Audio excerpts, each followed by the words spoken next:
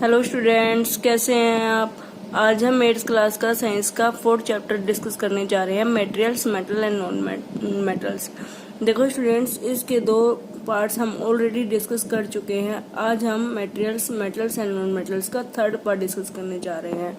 सबसे पहले हमने फर्स्ट पार्ट में मेटल्स एंड नॉन मेटल्स की फिजिकल प्रॉपर्टीज डिस्कस की थी, जिसमें हमने आपके साथ डिस्कस किया था फिजिकल प्रॉपर्टीज में मैलेबिलिटी, डक्टिलिटी, सोनरस के बारे में सारा डिस्कस किया था। सेकंड लेक्चर में हमने मेटल्स एंड नॉन मेटल्स की केमिकल प्रॉपर्टीज डिस्कस की थी।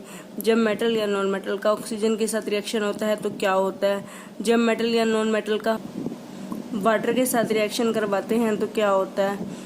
अब आज के लेक्चर में हम डिस्कस करेंगे मेटल्स का जब एसिड या बेस के साथ, मेटल्स और नॉन मेटल का जब हम एसिड या बेस के साथ रिएक्शन करवाते हैं तो क्या होता है। इससे पहले स्टूडेंट्स, अगर आपने मेरे वो पहले 2 वीडियोस ना देखे हों तो पहले वो 2 वीडियोस देख ले। उसमें ये फिजिकल प्रॉपर्टीज और केमिकल प्रॉपर्टीज की रिएक्शन दी हुई हैं। ठीक है, आज हम डिस्कस करने जा रहे हैं reaction with the acid. Let us see how metals and non metal behave with the acid. चलो देखें मेटल और नॉन मेटल एसिड के साथ क्या रिएक्ट करते हैं। Warning, keep the mouth of the test tube away from your face. अपने mouth को टेस्ट ट्यूब को फेस से दूर रखना है।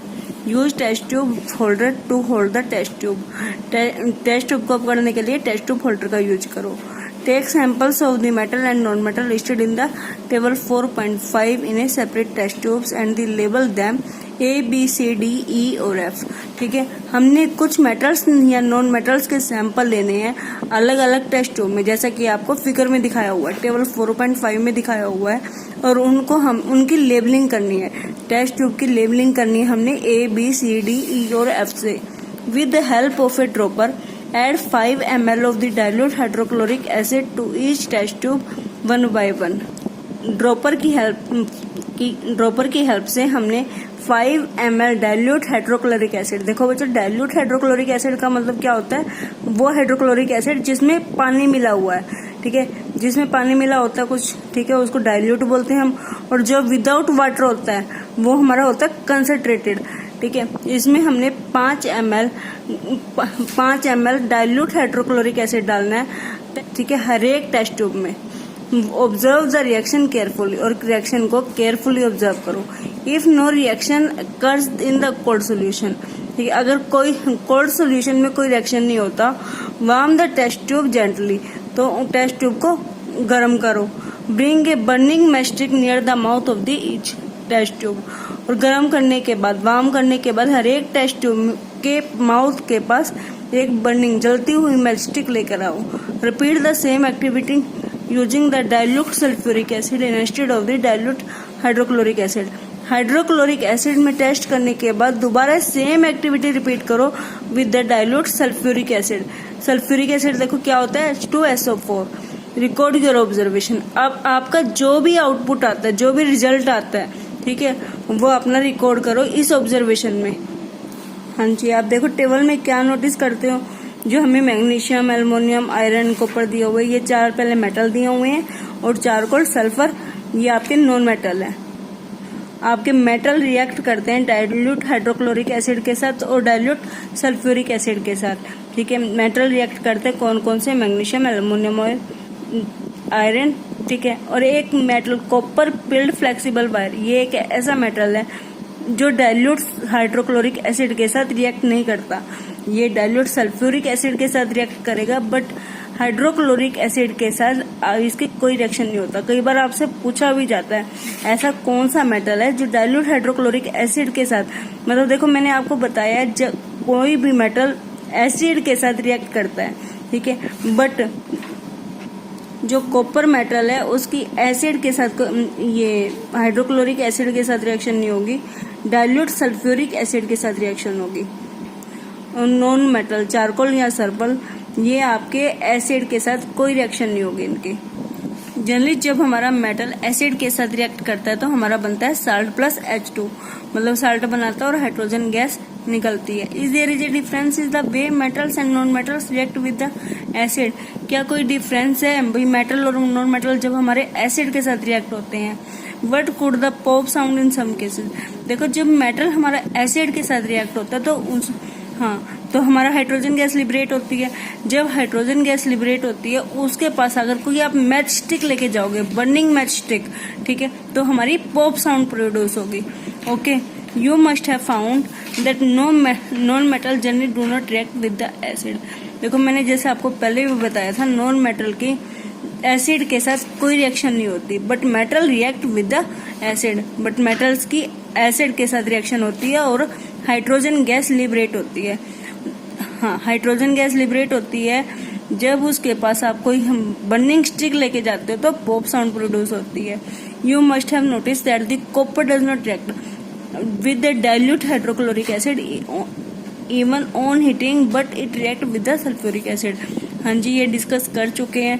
कॉपर की डाइल्यूट हाइड्रोक्लोरिक एसिड के साथ कोई रिएक्शन नहीं होती, चाहे उसे हीट करने पर भी रिएक्शन नहीं होती, बट यह सल्फ्यूरिक एसिड के साथ रिएक्ट करता है। मतलब कई बार एग्जाम में आपसे बच्चे पूछ लिया जाता है भाई वो कौन सा मेटल है जो हाइड्रोक्लोरिक एसिड के साथ रिएक्ट नहीं करता बट सल्फ्यूरिक एसिड के साथ वो रिएक्ट कर लेता है, ठीक है, तो कौन सा मेटल है? कॉपर। यह सब्सटेंस है। नेक्स्ट है हमारा रिएक्शन विद द बेस। देखो एक्टिविटी 4.7 में क्या हुआ है, to be demonstrated by the teacher during the preparation of the sodium hydroxide solution, care should be taken pellets of the sodium hydroxide are the handled with the plastic spatula. Plastic spatula मतलब कोई चिमटी। बेटा आपने teacher की निगरानी में आपने कुछ सोडियम हाइड्रोक्साइड के कुछ पिलेट्स लेने हैं, कुछ टुकड़े लेने हैं छोटे छोटे, ठीक है, विद और उसे सोडियम हाइड्रोक्साइड के पिलेट्स लोगे विद द प्लास्टिक स्पैक्टुला, मतलब एक चिमटी के साथ लोगे। Prepare a fresh solution of the sodium hydroxide in a test tube by the dissolving 3-4 pellets of it in a 5 ml of the water. 3-4 pellets के टुकड़े आप डिजोल्व करोगे 5 ml वाटर में। Drop a piece of the aluminium foil into it. अब इसमें aluminium foil का कोई piece डालोगे। Bring a burning matchstick near the mouth of the test tube, ठीक है, bring a burning matchstick near the mouth of the test tube के mouth पे कोई आप बर्निंग मैच स्टिक लेके आओगे जैसे आपने पहले किया था। Observe carefully. अब इसे देखो क्या होता है। What does the pop sound indicate? Pop sound निकलती है। पॉप साउंड क्या बताती है? As before the pop sound indicate the presence of hydrogen gas. देखो पॉप साउंड तो वही होगी ना जहाँ हाइड्रोजन गैस लिबरेट होगी। Metal react with the sodium hydroxide to produce the hydrogen gas. हाँ जी, मेटल सोडियम हाइड्रोक्साइड के साथ रिएक्ट करेगा और हाइड्रोजन गैस प्रोड्यूस करेगा, ठीक है। मेटल सोडियम हाइड्रोक्साइड NaOH, मतलब कोई भी मेटल किसी भी एसिड के साथ रिएक्ट करता है तो हाइड्रोजन गैस लिबरेट होती है, ठीक है, जैसे सोडियम हाइड्रोक्साइड, ठीक है, KOH, MgOH2। ओके, नेक्स्ट है आपका reaction of the non metal with the base are the complex. जब कोई भी नॉन मेटल बेस के साथ रिएक्शन होती है बट वो बहुत कॉम्प्लेक्स होती है, ठीक है। मेटल प्लस बेस क्या बनाता है आपका? Salt plus H2 gas liberate होती है इसमें। नेक्स्ट है आपका displacement reaction. Recall the activities of the reaction between the copper sulphate and the iron. हम एक एक्टिविटी करवाएंगे, रिएक्शन करवाएंगे किस किस के बीच में? कॉपर सल्फेट और आयरन के बीच में। That you performed in the class 7th, जैसे कि आपने क्लास 7th में रिएक्ट किया। Let us observe some more reaction of that kind. इसी तरह की हम कुछ और रिएक्शन करते हैं। As like activity 4.8, take 500 ml beakers and label them ABCDE। Same reaction जैसे पहले हमने लिया था ABCDE, हमने 5 टेस्ट ट्यूब लिए उसमें, ठीक है, 100 ml बीकर की, मतलब 100 ml उस beaker. Take about the 50 ml of water in each beaker. हर एक बीकर में 50 ml वाटर डाला। Dissolve in each beaker 8 teaspoon of the each substance and indicated in the figure 4.6। आप 4.6 देखो, 4.6 में क्या दिया हुआ है आपको? Keep the beaker undisturb for the some time. कुछ टाइम के लिए कीपर को अनडिस्टर्ब छोड़ दो, मतलब record your observation is your notebook. हाँ जी, आप एक्टिविटी में देखो क्या देखते हो। आपने 5 बीकर अलग अलग ले लिए हैं, उसमें आपने beaker A, beaker B, beaker C, beaker D और बीकर E, आपने 5 बीकर ABCD ले लिए, ठीक है। उसमें आप सोल्यूशन डालोगे कॉपर सल्फेट और जिंक ग्रेन्यूल का। पहले बीकर में आपने डाला है solution copper sulphate plus zinc granule. देखो जैसे कि नीचे बी में दिया हुआ है CuSO4 प्लस में जिंक ग्रैन्युल। देखो बच्चों डिस्प्लेसमेंट रिएक्शन में क्या होता है, जो हमारा मोस्ट रिएक्टिव एलिमेंट होता है वो दूसरे एलिमेंट को, ठीक है, जो कम रिएक्टिव होता है उसको डिस्प्लेस कर देता है। फॉर एग्जाम्पल बीकर ए में क्या दिया हुआ है, कॉपर सल्फेट प्लस जिंक ग्रैन्युल, मतलब कॉपर डिस्प्लेस कर देगा जिंक को। ओके, बीकर बी में क्या दिया हुआ है, कॉपर सल्फेट प्लस में आयरन नेल, कॉपर डिस्प्लेस कर देगा आयरन को। ठीक है, क्यों? क्योंकि कॉपर ज्यादा रिएक्टिव है एज कम्पेयर टू आयरन। ठीक है, अब zinc sulphate plus copper turning, ठीक है, इसमें जिंक सल्फेट की रिएक्शन करवाई हुई है कॉपर टर्निंग के साथ। क्या जिंक कॉपर को वो करेगा, डिस्प्लेस करेगा? नहीं। कॉपर तो हमने जैसे ऊपर बीकर ए में पढ़ा था, कॉपर ज्यादा रिएक्टिव है एज कम्पेयर टू जिंक, तो जिंक सल्फेट कॉपर को डिस्प्लेस नहीं कर पाएगा। ठीक है, तो ये रिएक्शन एज इट इज रहेगी।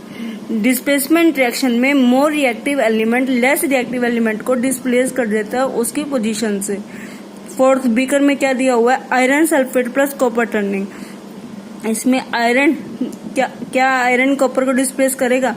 बिल्कुल नहीं करेगा। ठीक है, क्योंकि कॉपर क्योंकि आयरन मोस्ट रिएक्टिव एलिमेंट है एज कम्पेयर टू कॉपर। ठीक है, बीकर बी में कॉपर ने आयरन को डिस्प्लेस कर दिया था, बट बीकर डी में आयरन कॉपर को डिस्प्लेस नहीं कर पाएगा। ठीक है, ये हमारी जो डिस्प्लेसमेंट होती है ये हमारी रिएक्टिविटी सीरीज के अकॉर्डिंग होती है, जो आप नेक्स्ट क्लास में पढ़ोगे। जिंक सल्फेट प्लस में आयरन नेल, क्या जिंक आयरन को डिस्प्लेस कर पाएगा? बिल्कुल नहीं कर पाएगा, क्योंकि रिएक्टिविटी सीरीज में zinc is more reactive element as compare to iron. But changes do you observe in the various beaker? आपने वेरियस बीकर में क्या ऑब्जर्व किया?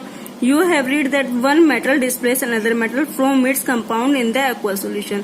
हमने देखा कि एक मेटल दूसरे मेटल को डिस्प्लेस कर देता है, मतलब मोर reactive metal less reactive metal को डिस्प्लेस कर देता है उसके प्लेस से।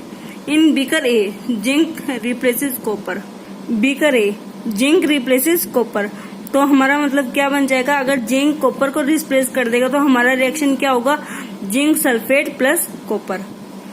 हाँ जी, अब next in the beaker A zinc replaces copper from the copper sulphate. This is why blue colour of the copper sulphate disappear. जब ये रिएक्शन होगी तो ब्लू, जो कॉपर सल्फेट का ब्लू कलर है, देखो यहाँ पे कॉपर सल्फेट है, कॉपर सल्फेट का ब्लू कलर है, ये डिस्प्लेस हो जाएगा।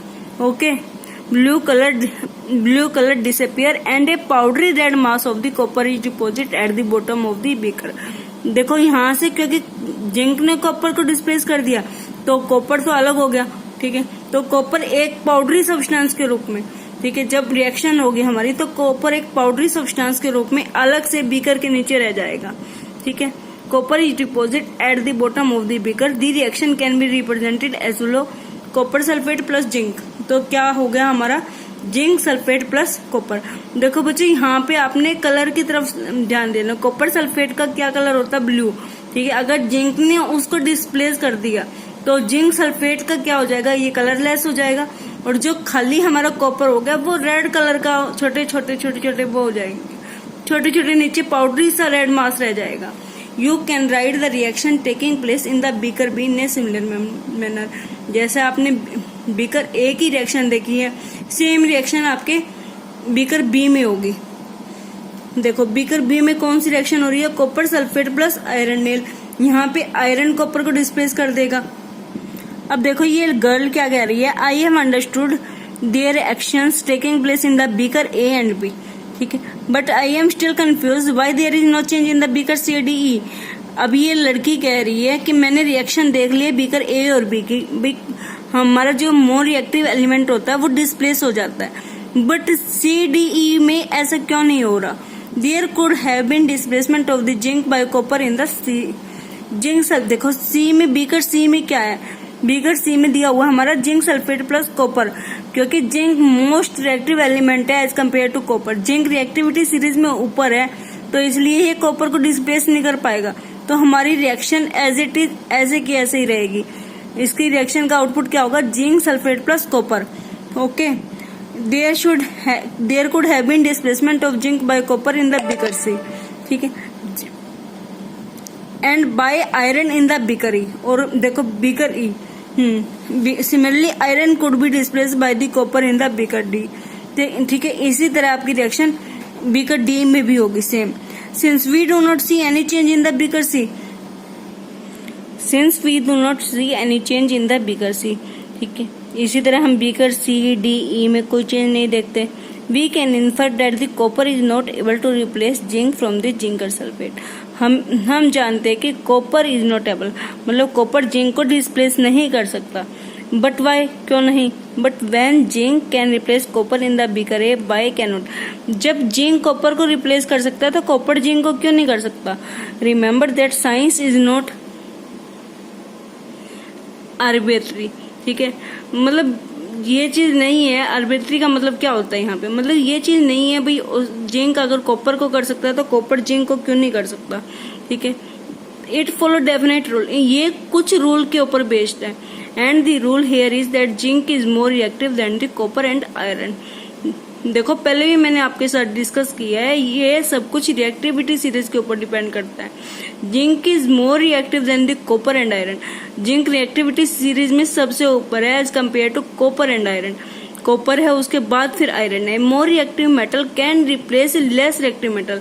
जो एक मोर रिएक्टिव एलिमेंट होता है वही एक लेस रिएक्टिव एलिमेंट को डिस्प्लेस कर सकता है, but less reactive element can not replace a more reactive. Okay, now you can understand why there are no displacement reaction in the beaker DE also. Can you guess the sequence of the metal from more reactive to less reactive among the zinc, iron और copper? क्या आप gas कर सकते हो भाई metal का हमारा sequence क्या होता है?